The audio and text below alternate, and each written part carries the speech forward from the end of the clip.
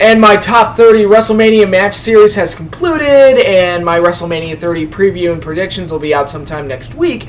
But we are still on the road to WrestleMania 30, and I did want to knock this video out discussing one certain aspect of WrestleMania, namely the Undertaker streak and the current state of the streak and what the WWE is currently doing with it and what stories they're telling with the streak. And I'm going to make my thoughts and opinions known fully right here and now, in that I honestly do not give a shit that Lesnar and Undertaker are fighting each other at WrestleMania 30. I could not possibly care any less. Namely because it has the same old problem. I know Undertaker's going to win because he's Undertaker, and, you know, there's just... And even if the streak wasn't in place, I would have my doubts that Lesnar would go over. Because it's like, look, Lesnar's a part-timer and it's fucking Undertaker. So, and you can't give that big of a win. Because quite honestly, ending the streak would mean more than a championship at this point. You can't give that big of a win to somebody who's probably not going to be there the next night on Raw. And you can't really build anything around because his appearances are sporadic at best. So, really, the whole match is just an exercise in pointlessness. And that is emphasized by the fact that Undertaker has kicked his ass twice already on TV. He chokeslammed him through a table during their initial stare down. And then he beat him up on Raw and chased him off. And it's just like, you're not even trying to make it look like Lesnar's a threat to this dude. The only thing that would even put the idea in my head that Lesnar might win is that the WWE bullshit logic where if you lose on TV a lot, that means you're going to win at the pay-per-view. And, which is stupid logic, but, whatever. Basically, Undertaker's going to win. And quite honestly, he should, because Lesnar's not the guy to end the streak anyway. So there's, I have no interest in this match at all whatsoever. They've done a horrible job building it up anyway. And it really is getting lazier and lazier every year with the streak. It's getting to the point where it's just like, okay, it's February, Undertaker's here, lights go out, gong goes off, and he just has to stare down with whoever it is he's going to face, and boom, there you go. That's all you need. Don't need to put much thought. And really, I mean, that's pretty much what they've been doing since 25. Quite honestly, with the Shawn Michaels match, because it's like, where the hell did that come from? It's like, where's the long-term build-up in that match? And, you know, 26 and 28 both had build-ups that played off of previous events, but they played off the previous events of the previous WrestleMania. Were rematches from the previous WrestleMania, so it's kind of like, yeah, there's a story there, but it was birthed out of something that had no story, if that makes any sense. The 27 match with Triple H was hilarious, because it was literally just Undertaker shows up, Triple H shows up, they point at the WrestleMania sign, it's like, we're going to fight, goddammit. And that's it. There's no reason for anything at all. It's just, yep, this is what we're doing. Just, yep. No rhyme or reason, that's just what we're doing. And, you know, if Paul Bearer hadn't died last year, the CM Punk match would have been exactly the same thing, because it was just like, they had a match to decide who's going to fight Undertaker at WrestleMania. There's just no rhyme or reason to anything anymore. And Lesnar, you know, going back to building up Lesnar as some kind of a threat, you know, if he had beaten Triple H every single time they faced each other, you know, had gone over at WrestleMania last year and beaten him pretty handily at SummerSlam and Extreme Rules the next month after WrestleMania, which he didn't do. I made fun of... I specifically remember making fun of the cage match and how, like, Triple H basically kicked Lesnar's ass. And, but if Lesnar had looked like a monster, he killed Cena, killed Triple H, beat CM Punk, beat Big Show, all those guys... Maybe there'd be something there to where Lesnar looks like a threat. But as it stands now, there's nothing. And I'm just sitting there like, look, if they didn't let him go over Triple H, he's not going to go over Undertaker. And like I said, he shouldn't. So there's just no intrigue there. I just don't...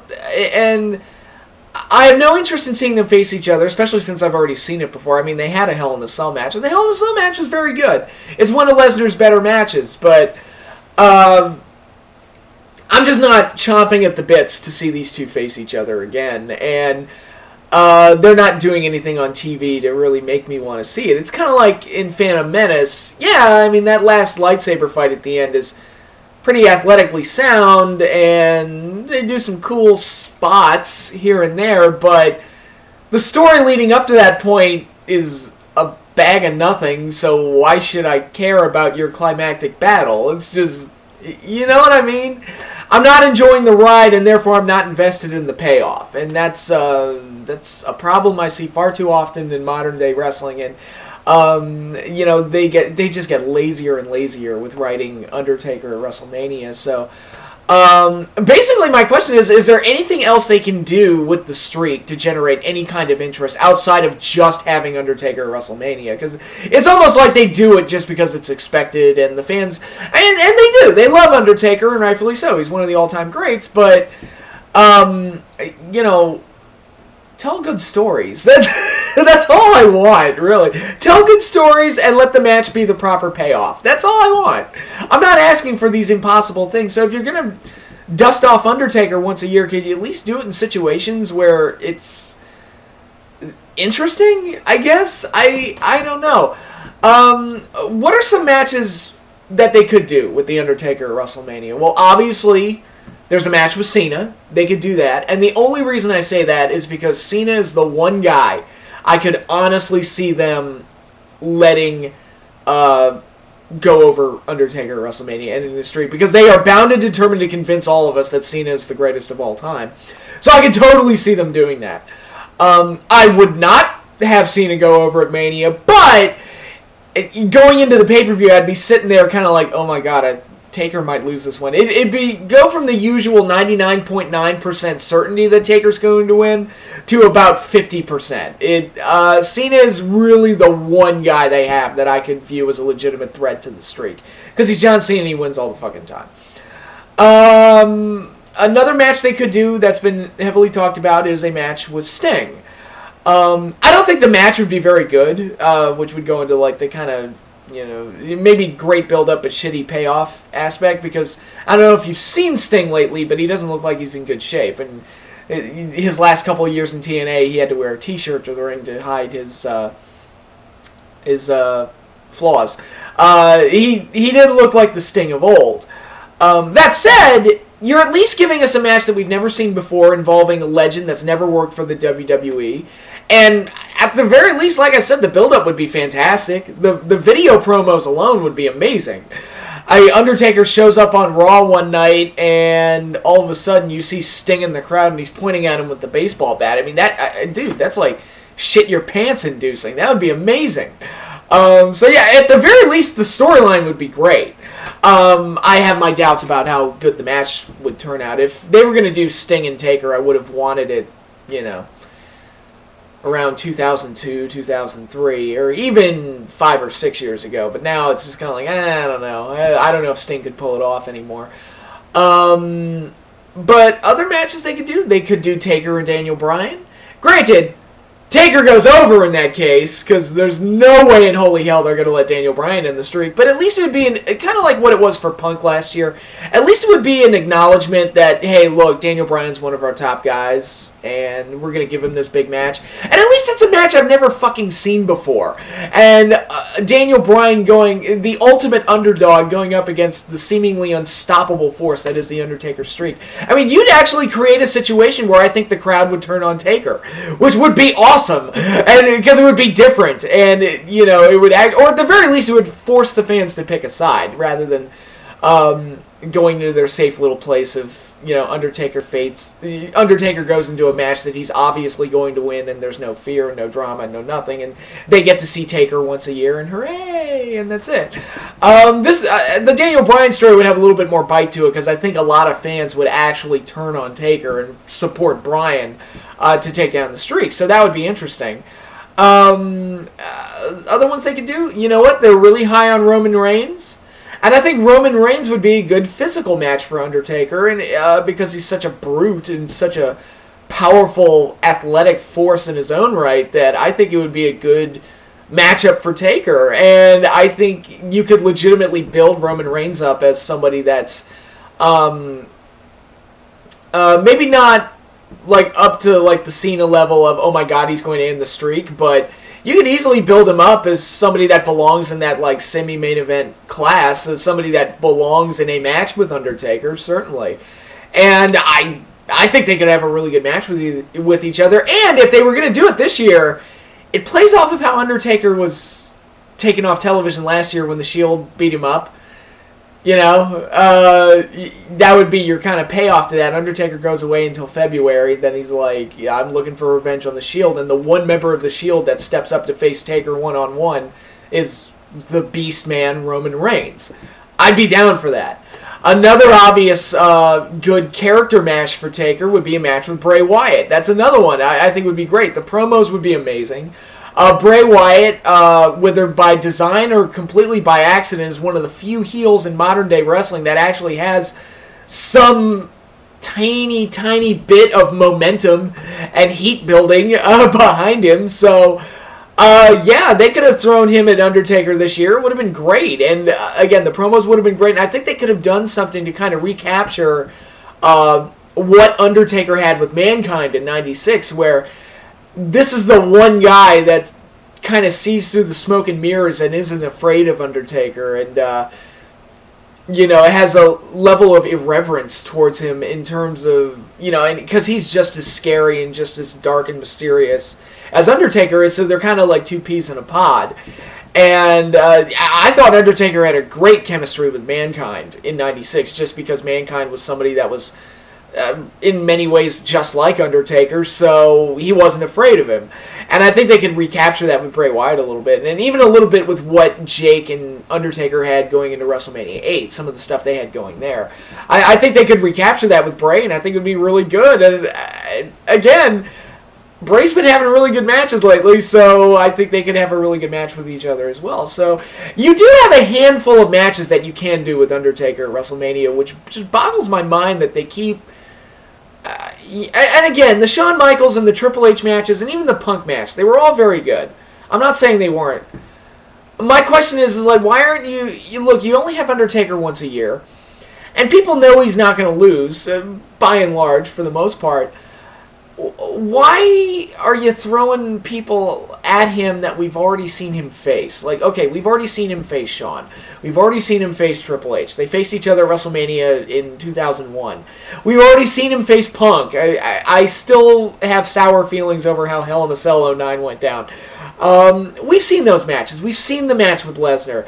They're not utilizing Undertaker to at least create fresh matches, and I swear to God, if they throw Kane at him, I will jump off a fucking bridge, because I do not want to see that match ever again. As I loved it at 14, and maybe I liked a couple matches after that, like the Inferno matches, maybe, you know, but it's over. No mas. I tap. No more Kane and Undertaker, please.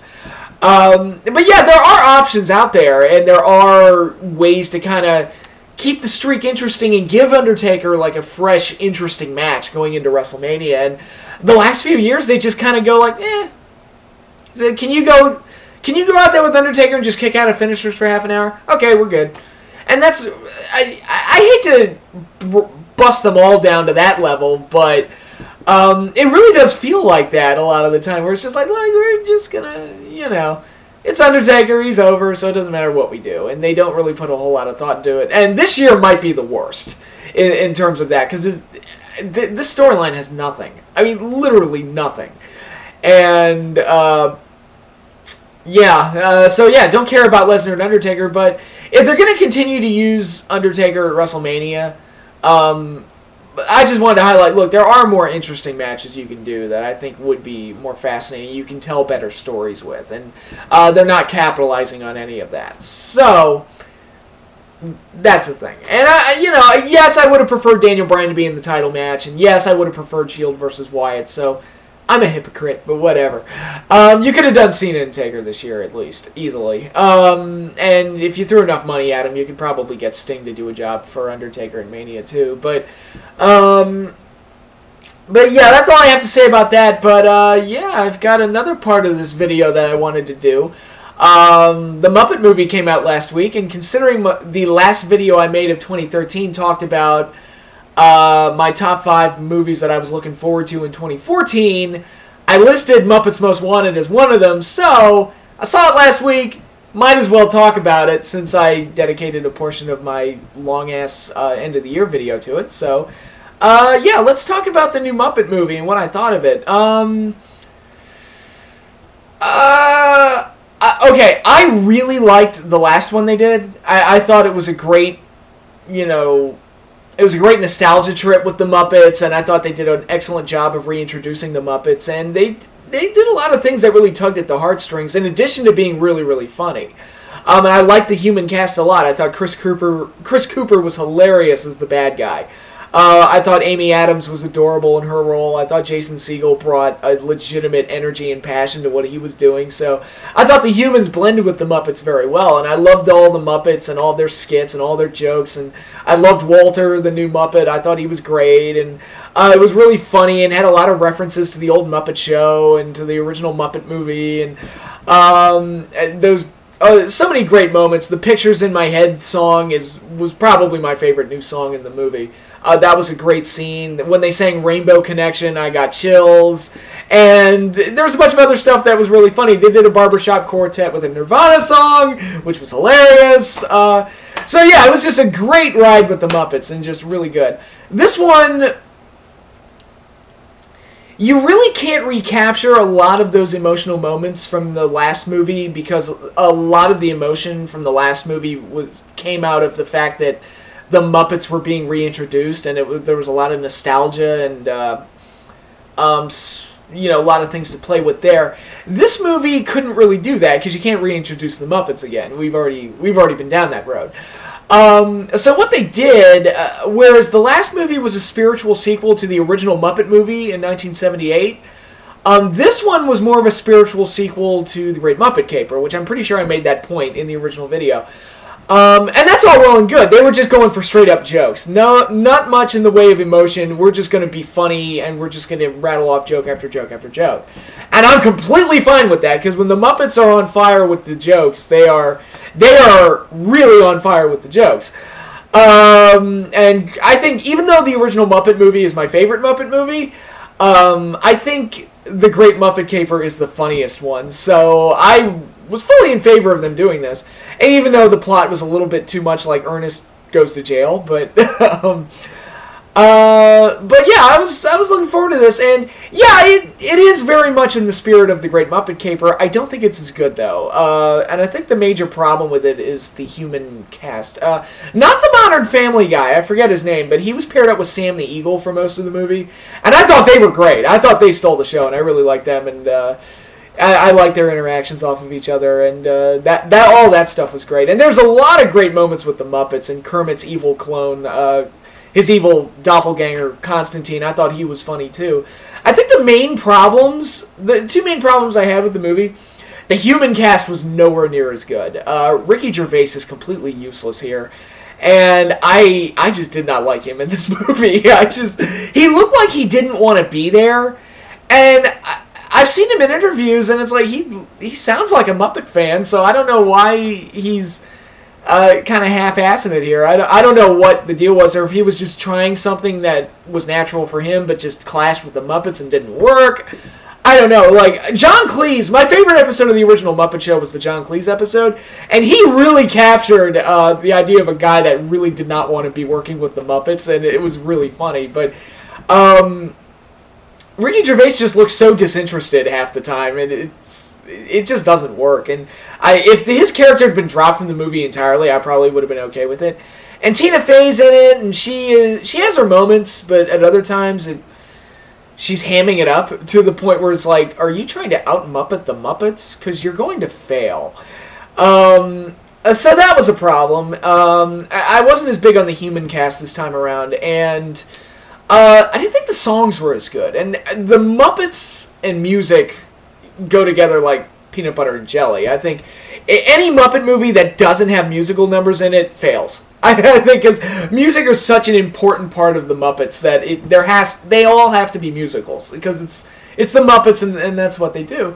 I think the best song in the movie was the opening number, which was great. Like the first 10 minutes of this movie are just fantastic, and this opening number that they came up with, we're doing a sequel. we're gonna do it all again. And it just is really good stuff. And I thought, I was like, wow, that was pretty awesome. But I think the movie peaked there. It's kind of like the G.I. Joe animated movie that I watched as a kid, where the opening is amazing and the movie never quite lives up to it. But and not that any of the other songs are bad. The song where Kermit's in jail with Tina Fey singing, that one's alright. And the interrogation song was probably the second best song. I really like that one. But there's a song between Miss Piggy and Celine Dion that's kind of funny. But it's none of them are home runs. Like, I don't think any of these songs are going to be nominated for Best Original Song like Man or Muppet was last year. And like I said, Pictures in My Head was so great. That was my favorite part of last year's movie, or not last year, but the previous Muppet movie.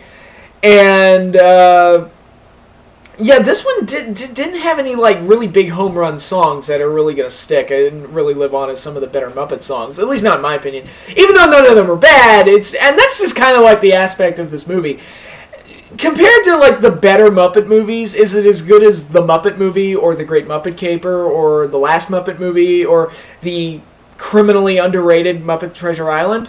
No, but it's perfectly fine on its own. It's a perfectly solid movie with plenty of good jokes, and whenever the Muppets are interacting together, it's great. It's classic Muppets. And I like a lot of the jokes there. I would have liked to have a little bit more Bobo in there. And if you don't know who Bobo is, he is the brown bear that's not Fozzie, and he's awesome. And whenever the Muppets use him, I just go gaga because he's just so funny. But he only had one quick moment in this movie, and it's like, oh, I want more Bobo. But but yeah, Muppet nerd whatever aside, I did enjoy this movie. I wouldn't say, like I said, it's not as good as the last Muppet movie, and it's certainly, you know, to compare it to family movies, it's not as good as the Lego movie was. Like, where the fuck did that come from? The fucking Lego movie, did not see that coming at all. But no, the Lego movie was great, and this new Muppet movie, no. Not quite up to par with that, but still solid in its own right. If you're a Muppet fan, absolutely go see it. You'll get enjoyment out of it. If you've got kids and you want to take them to a movie, this is inoffensive. It's fine. They'll enjoy it. You'll get a few laughs out of it as well. But is it an absolutely go out of your... If you're not a Muppet fan, don't go see it, because this isn't the movie that's going to win you over. And, you know, if you're strapped for cash right now, or if you're just not interested, I can't heavily recommend this movie because it's not that special. It's just a good, solid movie, but nothing. A bit of a letdown after the previous Muppet movie turned out as well as it did. So, yeah, I mean, hopefully if they do another one, it'll be a little bit better than this one. Actually, I think I've said this before. If there's one thing I would love to see from a Muppet movie, and the team that's worked on the last two movies has done, for the most part, a really good job. And really gone out of their way to recapture the old spirit of the Muppets, but I would really like Edgar Wright to do a Muppet movie. I would love to see him direct a Muppet movie, and yeah, put Simon Pegg and Nick Frost in there. Absolutely. Do Hot Fuzz! Do Hot Fuzz with Muppets! I would be totally on board with that. I would kill to see that. And I think Edgar Wright and his just knack for writing snappy and quotable dialogue, I think would be perfect for the Muppets. So I would love to see that. That would just be, I think that would be a match made in heaven. Edgar Wright plus Muppets equals awesome. So hopefully we do get that movie, although I've heard that this new one hasn't performed well at the box office, so it's probably not going to get another sequel. We're probably not going to get a Muppet sequel for a while, but I can dream. Edgar Wright Muppet movie, I'd be completely on board with that. That'd be so awesome.